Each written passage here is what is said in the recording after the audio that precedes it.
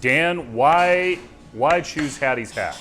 Why choose Hattie's Hat? Well, actually, I was hoping that we were going to be sitting outside in the street cafe. Hattie's Hat is one of the longest time establishments on Ballard Avenue. It's famous for all of its amazing food.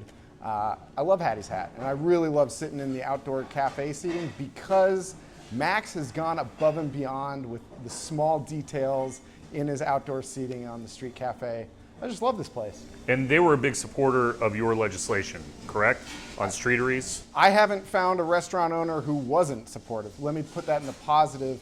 I have found all restaurant owners to be very supportive of the outdoor restaurant, the street cafe legislation, yes. It's changed quite a bit here in Ballard during the course of the pandemic with those streeteries. Yeah. I mean, I think you and I sat down here when we signed one of the emergency pieces of legislation. So as you remember, there were 2, 3, maybe even 4 emergency extensions of the ability to do outdoor dining before we got the permanent legislation in place. That permanent legislation is in place. Outdoor dining is a part of the fabric of Seattle now forever. And you know, it's really exciting. You know, down here in the historic district, there were some specific historic district considerations that needed to be put in place. So you'll be seeing the pergolas outside being rebuilt. Next week, you're going to be seeing some new changes to the pavement, to the lanes on Ballard Avenue. I'm really excited we get to add a people lane. We're adding some ADA parking spots and turning it into drop-off pickup parking only. So no matter when you show up, you'll always have a place to park, to pop in and out of your favorite restaurant or favorite shop.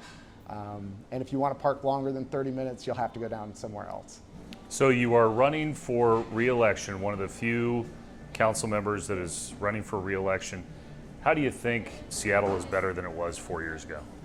You know, looking right here at Ballard, we have higher foot traffic in downtown Ballard than we did 4 years ago. When I look at Ballard Commons Park, when I took office, I went and took my oath of office and returned back to my office and found a text message that said that there might be a hepatitis A outbreak at Ballard Commons Park.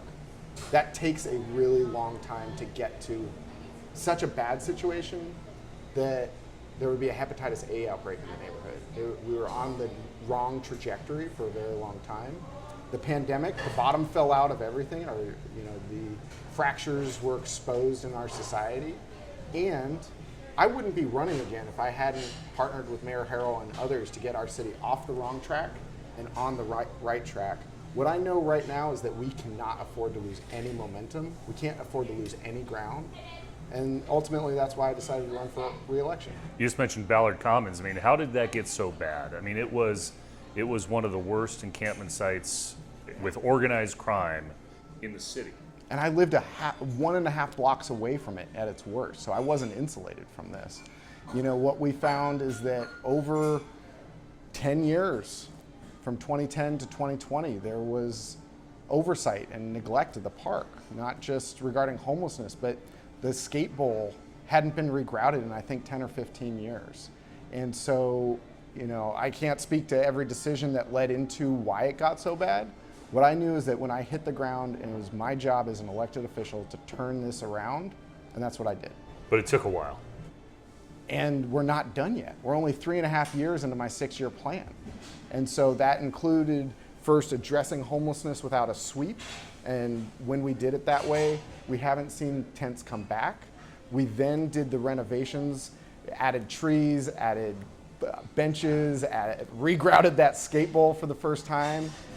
Next step, adding the children's playground, which is under construction right now. Next step from there is actually the private property that is adjacent to the park. St. Luke's Episcopal Church is currently going through their redevelopment. I helped them get funding for family affordable housing, 88 units, 2 and 3 bedroom units. They are also then going to have another tower of market rate and MFTE units, and they get a new sanctuary. And then the next step after all of this is we need to add some new skate features into the park because the bowl is so deep, you have to be an experienced skater to know how to use it, and we need some features for kids to learn on. So where we are right now, again, 3.5 years into a 6-year plan. That plan started the minute I got into office, helping St. Luke's move their projects forward faster, because when I took office, they didn't know necessarily how to navigate the bureaucracy. And the reason that we're so far along with their redevelopment is because of my help. We have stood outside that park and talked about this issue before, but you put out a bunch of flyers in the primary campaign saying defund the police was a mistake, yet you had voted to support the effort to defund the police back in 2020. You tweeted you were in 100% agreement with decriminalize Seattle and defining how those 50% cuts occurs. So between the flyer and between your voting record in 2020, how do you explain that flip-flop? Well, even in 2020, I wouldn't call it a flip-flop either, because in 2020, I said we need to define the cuts, we need to scale up our alternatives before we scale down the police. And one thing that was very important to understand is that we had alternatives in place and that we needed to scale them up faster. For me, even in 2020, the reason I say it's not a flip-flop is because in 2020, I voted against a hiring freeze. That was at the peak of these conversations. It wasn't something that I said, yes, 50% blunt cuts, let's go. I took a nuanced view. And since then, I have also voted in favor of hiring bonuses multiple times. It was my amendment last year that fully funded the recruitment plan. It was my amendment that brought the council's budget into 99% alignment with Mayor Harrell's SPD investments. And so the flyer is just, it's one bit, but the actions leading up to that flyer are what count. So back in 2020 as well, you appeared in a picture with Andrew Lewis, Teresa Mosqueda, Lisa Herbold on Capitol Hill during that summer, that fateful summer outside the East Precinct, which also seemed to indicate your support for defunding the police, as people like to use that turn of phrase. Do you think that photo was a mistake? That photo was taken at the police line after a journalist had requested all elected officials to come out. And so there were actually other elected officials in that photo as well. That night, so I never went to the Chop Chaz, never went there. I went to that police line that night because I was requested by a journalist that I trust to come out and de-escalate the situation. And we did. That was the one night where grenades, blast balls, rubber bullets, tear gas were not used. The next night, a different council member came out, and it was a very different situation.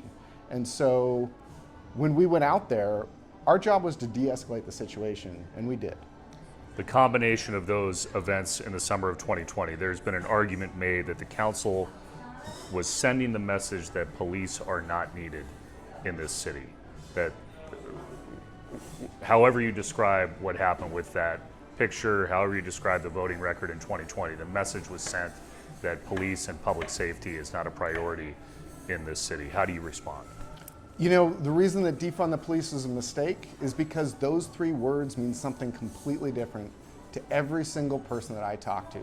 On the same block over in East Ballard, I had one person say to me, "Did you vote to defund the police?" And the technical answer is yes. And 2 doors down, somebody said, "Did you actually defund the police?" And the answer was no. And so even from a policy standpoint, that was a supplemental budget for 6 months, and every single amendment that was on the books had the caveat, if funding savings are found other places, then this cut doesn't need to happen. And that's where we get into the policy conversation as compared to the high level, he said, she said, this, that, or the other. But look, if that's how people felt, they need to know that that's not the case. And even in August of 2020, I called up Chief Best and said, I'm sorry for that this is how it came across to you. And that wasn't something that took me months or years to figure out. That was in real time. Do you think Seattle's safer than it was 4 years ago? I think it depends on the neighborhood.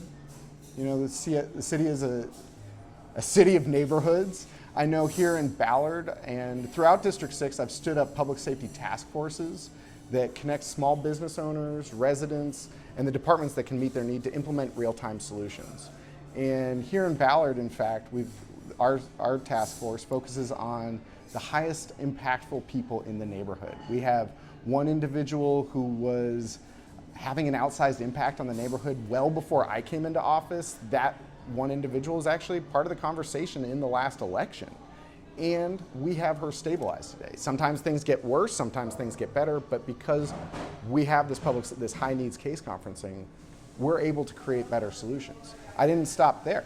What I then did is I funded a position, a public safety coordinator position for Ballard that the Ballard Alliance has hired. And that person is scaling up this work so it's not just reliant on me and my District 6 district director. From there, we are then going to implement a street team so that that public safety coordinator has a team that they can work with so that we can implement real-time solutions. This is what I mean by, yes, we need to fully fund the police. Yes, we need to have more police officers recruited. And you know, my recruitment amendment has us with the highest number of applications in over 2 years. And we also need to have the community involved. I've also, beyond just hyper-local here in Ballard, I've helped expand community service officers, I've helped expand Health One, I've helped expand park rangers, and I'm fully supportive of Mayor Harrell's care department.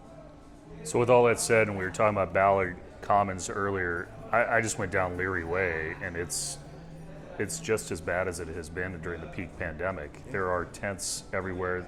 You can make the argument as you drive by that or go by that those are not people that are seeking shelter.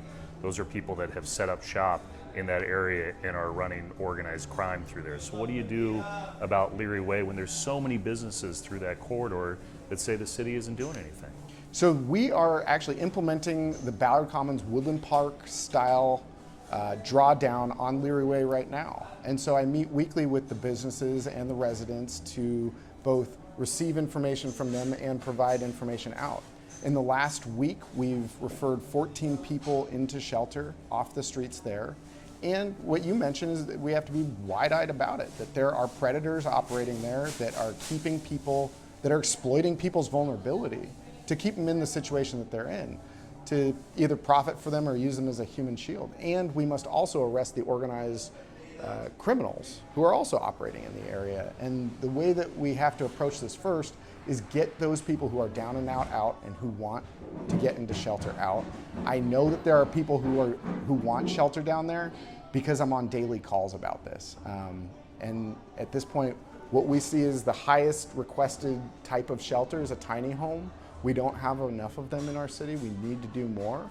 And I've also found some issues with permitting. There are currently shelters sitting ready to be used that are waiting on a certificate of occupancy. And you know, that's part of why I audited the permit review system, or I had the city auditor review the permit review system, because there's people dying on the streets. We can't have shelters that are ready to be used, not able to be used because of a permit. But coming back to what you're talking about with Leary, there's 4 stages to how we address homelessness like we did with Ballard Commons. First, you do a by name list, a census, and with that comes stabilization. So increased trash service, porta potties, hand washing stations. Second is a needs assessment and increasing that outreach so first you have to figure out who people are and what they need. The timeline for those first 2 steps is based on how quickly outreach workers can make those relationships with those individuals.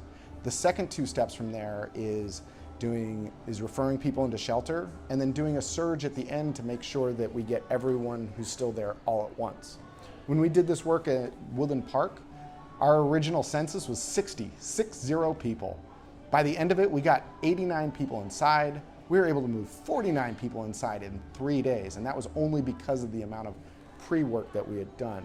And so, you know, residents, District 6 residents, Seattleites will be seeing a change on Leary Avenue because we are right now we are already in stage 3, even though we're finishing some of stage 2. And we're going to have to go section by section down there because we can't wait for as many shelter beds as there are people there to take action to resolve the spaces. So we're going to probably go block by block. So is your big idea on homelessness somehow ramping up the tiny home construction and also trying to dial down the restrictions on permitting? That's part of it. I mean, let's jump into this, right? Yep. And something also that I shared earlier this week at the Downtown Activation Plan bill signing is all of the work that I do in District 6, I do so that it can get scaled for other parts of our city and downtown. When you look at Ballard Commons Park reopening, we used that as the dry run for the City Hall Park reopening, and the City Hall Park reopening went better. When you look at the street cafes here on Ballard Avenue, once we're finished there, we're going to have that as be part of Streets Illustrated with SDOT so that Columbia City and downtown can quickly turn those on as well. when you're looking at the Leary plan that we're doing right now, we're setting that up to be the model that we can pivot downtown, because Partnership for Zero just ended unexpectedly, and we can't, this is what I mean when I said I decided to run for re-election, because we can't afford to lose any of this momentum, and we've got pretty good momentum going. So let's talk about homelessness. You said permitting and tiny homes is that the end-all be-all solution. So there's efficiencies that need to be created, there's the housing on the back end, and then there's shelter in the middle. So after Woodland Park, the city started making changes to how we approach homelessness. We still have to provide an offer of shelter due to the Ninth Circuit Court of Appeals. And it's no surprise to you, we've got enough encampments in our city that we can schedule out a month of removals based on the amount of shelter that we have. And so that's just what we did. We scheduled them out a month. And by doing that, we gave outreach workers four weeks, sometimes 6 weeks, to figure out who the person is and how and what it will take to get them inside. That change alone, without changing the funding, doubled the intake rate into shelter. That's an efficiency, no new money, right? So that we have to create more efficiencies like that on the front end. On the back end, it wasn't until I was in office that we fully funded our housing, affordable housing, to the level that McKinstry recommended in 2017, and that's at or above $200 million a year. Part of that was because of Jumpstart. I was one of the original 4 co-sponsors of Jumpstart, and it's really important that we are funding that housing at that level. Now, I always say that it takes 4 years for a policy to go from signature to implement, to being fully implemented. I use Affordable Care Act is a great example, where President Obama passed the bill, signed it, and it wasn't until 4 years later that everyone who was eligible to receive health care actually did so. And so when you look at housing, we have been now funding affordable housing at or above $200 million a year for 2 years. This will be the 3rd year in this budget, and it will take 4 years to have that full felt impact. And just in this short period of time, this additional funding has allowed us to start buying built buildings instead of just relying on building buildings, because building buildings takes 2 or 3 years. And so by both increasing the amount of housing that we're building and the ability to buy built buildings, we are increasing the efficiency of shelter. So again, when we started this portion of the conversation, it was how do we create efficiencies within addressing homelessness? How do we create efficiencies with the shelter and housing? So with more housing, you can graduate people out of shelter faster. If one tiny home serves 3 people per year right now, if we increase the amount of permanent supportive housing that folks can go into, that one tiny home can serve 6 people in a year. And so it's not necessarily just saying more tiny homes, it's about how do we use our resources efficiently as well. You just mentioned through all that Jumpstart Yeah. tax, the head tax, as you know, was highly controversial. Then Jumpstart happened during the pandemic when everybody was working from home. Now there's whispers about expanding the Jumpstart tax or another progressive revenue stream. If you're reelected, do you want to expand the Jumpstart tax, add another tax? What we have to look at first is our budget hole, right? And we have a budget hole of about $250 million right now. Most of that is from labor contracts that past mayors have pushed off for future decisions so that they could balance their budgets with a little bit more ease. And that's what's created this really big hole. So for me, when I look at the budgeting process, I start with how do we make our dollar go farther? How do we tighten our belt without cutting services? But also looking at, do we have services that were pre-pandemic that aren't really needed now? Are there duplication of services between departments? How do we make our dollar go as far as we can? The second step, because this budget hole is not for another year or two, is to understand how our revenue comes back. Because we are seeing our revenues coming in at higher than projected. We'll see next Tuesday. I don't know when this is going to air, but next Tuesday is our next revenue update. How does that shrink that hole? And then we're going to be going through labor negotiations, and that might make that hole bigger, or maybe it makes it smaller. Once we've understood and done analysis on those issues, then that's when to make the decision about more taxes. But what I can tell you is that if it comes down to retaining or making city employees feel their value, I would choose to increase the tax. Now, there's a bunch of different options on the table. It's not just Jumpstart. I looked at, during my term, the vacancy tax, which I think is very interesting. I was told that I couldn't do it, so I'm glad to see it's back. You know, we can also look at increased densities. We have the major update to the comprehensive plan, which is going to increase density in our city, much like mandatory housing affordability did. Just in the industrial maritime legislation that I passed, we did a similar MHA program, except for cross-laminated timber.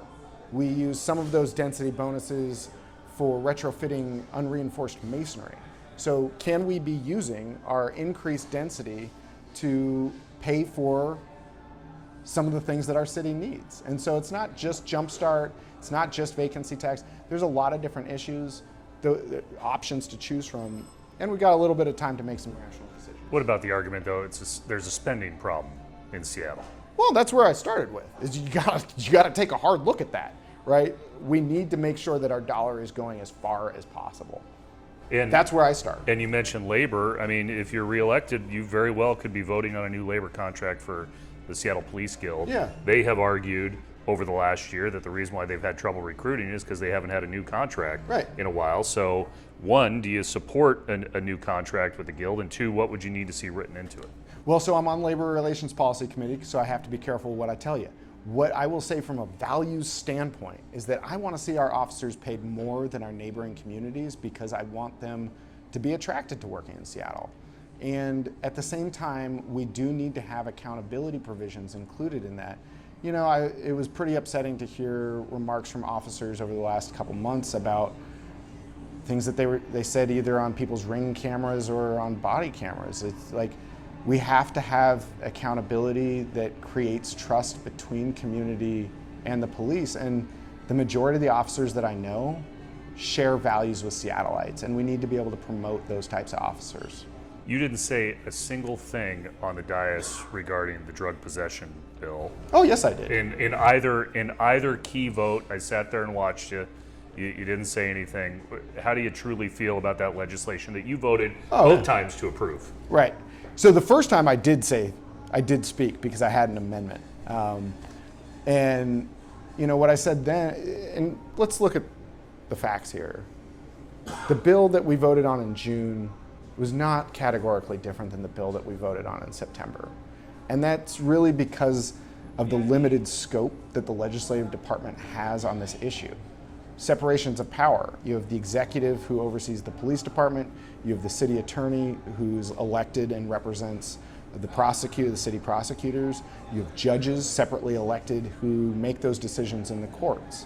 I brought that amendment forward in June that was language literally copied and pasted out of the Senate bill, because the Senate also and the state legislature had the same issue of separation of powers, where we all want to lead with diversion and treatment, and because of separation of powers, we cannot mandate that is how it is done, right? And so that's why I brought that amendment, and that's why I spoke to it. And it's very personal to me. We need to have every tool in the toolbox to be able to address this crisis. Fentanyl is like a drug that we have never seen before on our streets. We can't leave any option off the table, because and we have to lead with diversion and treatment. And if that doesn't work for an individual, then we have to have those harsher consequences like jail. And jail is the most expensive and least rehabilitative option we have on the table. But look, more people have died this year from fentanyl than, I think it's in the thousands this year. It was like 100 or 500 in my first term 3 years ago. Like, we have to use every tool that we have to address this crisis, and we need a place for people to go. We need to have a one-stop shop for people to do everything from harm reduction, needle exchange, to intake into long-term treatment, and every step in between, because no matter where you are on the path of recovery, if it's all in one place and you become familiar with that place, it's much easier to say, yeah, I'm ready for treatment, when the reason you went down there was for needle exchange, right? So you've lived in Seattle, what, almost your entire life? Seattle. I left for a couple of years, but I couldn't find anywhere better, so I had to come back. And you know how much Seattle has grown. What do you think the biggest challenge is to Seattle's continued prosperity? affordable housing. I mean, addressing public safety and homelessness, but the continued, we have to get our arms around public safety. We have to get our arms around homelessness. But your question was about long term. And the long term is having a place for everyone to live here in our city. When I grew up on 32nd, and at the top of the hill there were millionaires, which at that time was a lot of money. There were millionaires at the top of the hill, and there were people who were on the edge, in the margins at the bottom of the hill.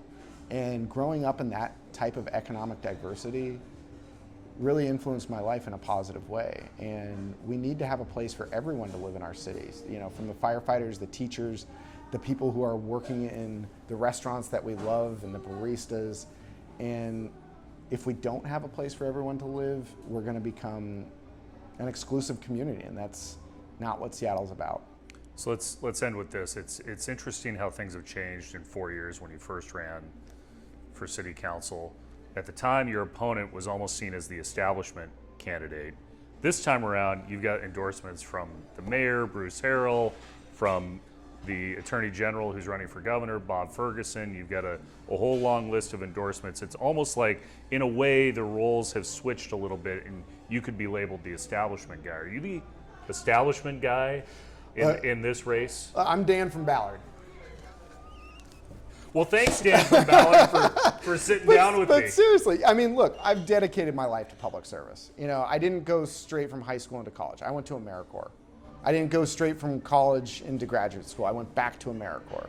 I did do, I got a master's of public administration. And at that time, I did policy work for a state representative in the Oregon State Legislature. I then went to the Washington State Legislature and worked for a state senator there. Quit that permanent job to take a temporary job with the Alliance for Gun Responsibility when the state legislature wouldn't even have a hearing on a single bill about gun responsibility. And then that's what led me to working for Councilmember Sally Bagshaw. And I'll be honest, I'd say out of all of those bureaucracies that I've worked within, Seattle has the most grinding bureaucracy. And that's part of why I have a district office with district office hours every week, and why I have a quarter of my staff dedicated to district issues through my district director. Because people shouldn't get caught up in the grinding bureaucracy. And if they do, they should call my office, because we've got their back. All right. Thank you, Dan from Ballard, for sitting down with me. Thank you, Chris Daniels in Ballard.